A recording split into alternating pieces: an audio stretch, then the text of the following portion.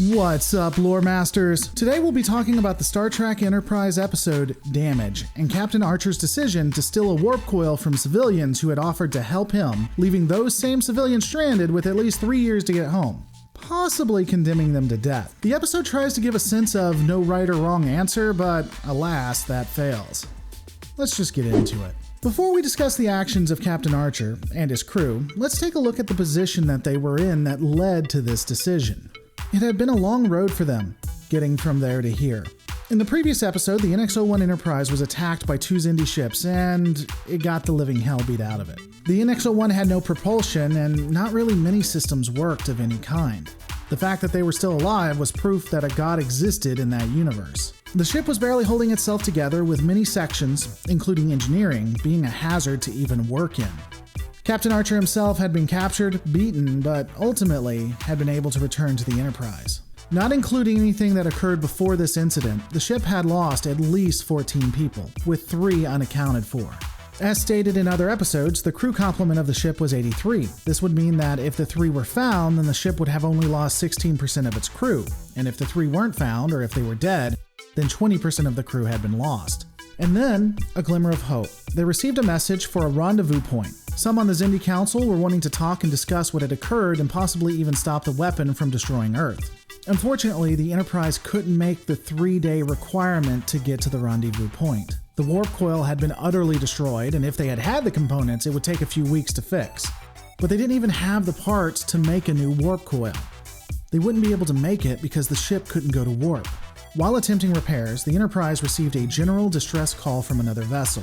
The ship had been damaged due to the spatial distortions in the area caused by the sphere builders.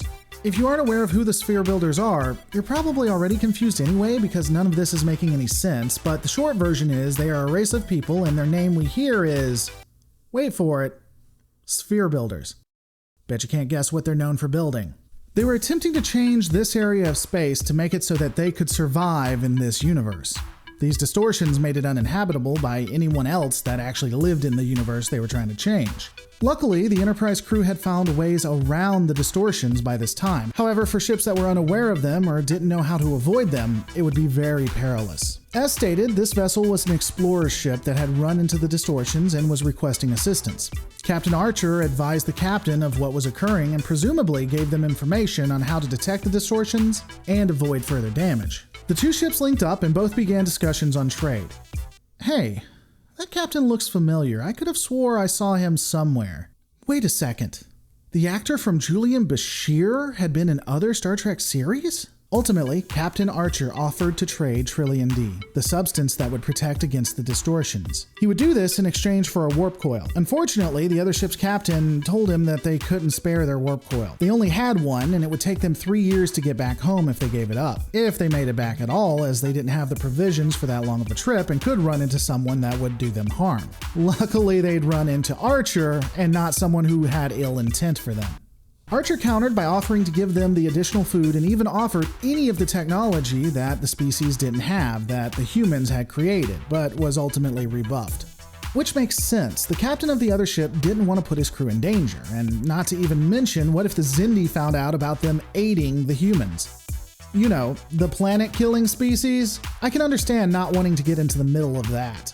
The 2 ships parted ways, and this is where we have the moral quandary. I have to admit, the pain that we see the captain go through is really well written. He agonized over this decision. In fact, Katwalski did a wonderful video on the interaction between Archer and Flock, so I'd definitely check that out, links in the description below. Archer decided that they would attack the ship and steal the warp coil. It was obvious that the crew was not comfortable with this, T'Pol specifically going out of her way to argue with the captain over the order. However, the decision was final. They would attempt to limit casualties, disable the ship long enough to grab the warp coil, but not damage the weapons or defensive systems of the explorers. Enterprise assaulted the ship and a boarding party was beamed aboard and began making their way to the warp coil. Meanwhile, the NX-01 Enterprise engaged the vessel, disabling its warp drive but not firing on the weapons array. They did this even though it meant that the Enterprise would continue to take extensive damage. They didn't want to leave the other ship defenseless. T'Pol would be able to identify a weakness with one of the power conduits or something to do with the power system, targeting it and disabling the ship, leaving it defenseless. This allowed the boarding party to take the warp coil. Captain Archer left the supplies, including the Trillion D and food, and they got the hell out of there. This would weigh heavily on the captain, and when Trip told him that he did the right thing, Archer would comment that he noticed he had to keep reminding himself that he did the right thing, and that it was happening more and more. The Enterprise would be able to stop the sphere builders and then return to help the ship get home. Told Starfleet Command, who had a ship dispatched to help the explorers. Contacted the home world of the aliens so that they could send a ship to help their own people. Not one thing. They didn't help them at all. They left them to their fate. Good luck, people. The question that is presented can be very nuanced, but ultimately comes down to this. Was Captain Archer justified? Well, there are two discussions really when you look at it. What the episode wants us to question and the actual reality. Let's address both. According to the episode, this comes down to just the situation. Leave these people with the possibility of dying and not being able to escape if attacked, but use their stolen tech to save Earth, or let them go and hope another opportunity presents itself, which is unlikely. And many will try to use the tired adage of the needs of the many versus the needs of the few. However, not everything is a zero-sum game in my opinion. While the annihilation of an entire planet is horrific, not wanting to strand these people or letting them die for a war they had nothing to do with and their only sin was actually trusting Archer is a debatable point. These people wanted to help. They offered to help with as much as they could without putting themselves in danger. This crew included dads, moms, sons, daughters, brothers, sisters. They had nothing to do with this war and only had the word of Earth to trust that Earth truly hadn't done anything wrong.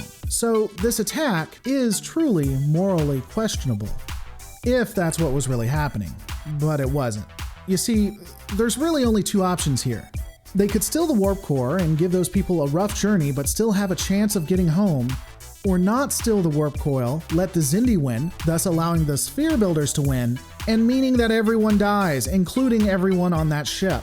There isn't any real choice here. These people die if the crew of the Enterprise do nothing, and so really, they're saving their lives, or at least giving them a fighting chance, by taking the warp coil and getting to their destination.